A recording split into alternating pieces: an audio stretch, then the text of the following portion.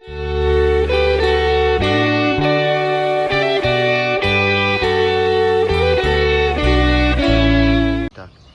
morning. I am going to speak today's devotion on a topic that's of greatest struggle for me all my life, even till this date.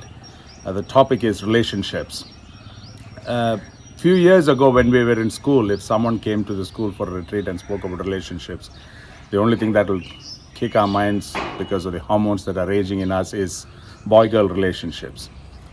But to me, I call myself, my struggle all these years and even today is what I call myself as a 2-year guy. Simply because we moved every 2 years, our schools changed every 2 years, our fields change every 2 years. All my relationship go through these 2-year cycles. And I've known many of my friends who are in the similar boat, especially third culture kids or kids of missionaries. Simply because it shifts so often that they end up having only friends for 2 years, whether it's a male friend or a female friend.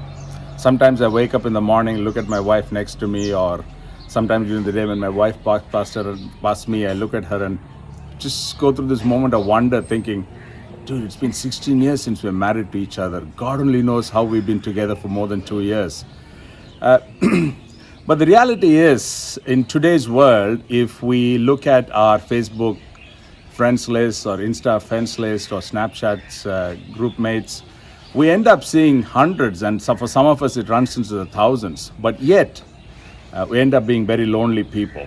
And I find this very common among third culture kids and very common among kids of missionaries like me.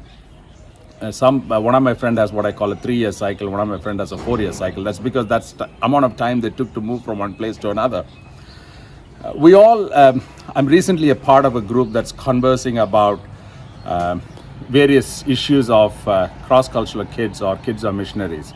And all of us invariably said this: we have a lot of acquaintances, but hardly any friends.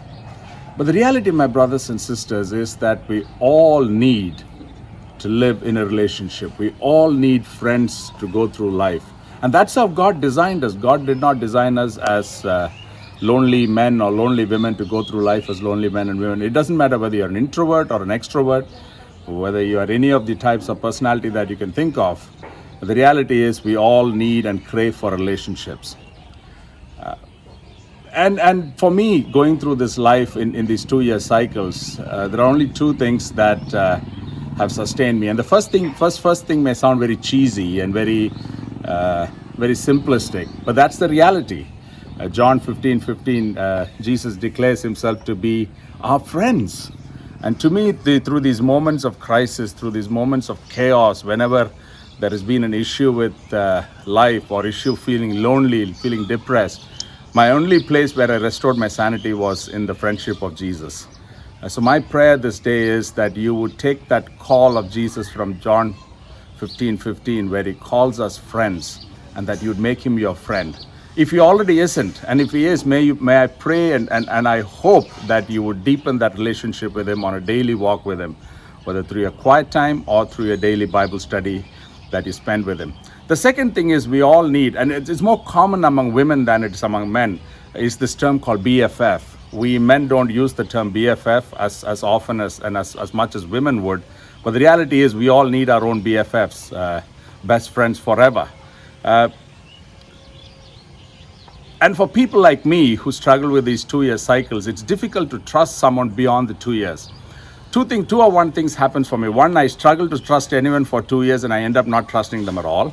Two, I invest too much in them, not knowing how much time I would have with them, and then end up running into trouble because I'm being too overbearing with them. And both of which are troublesome.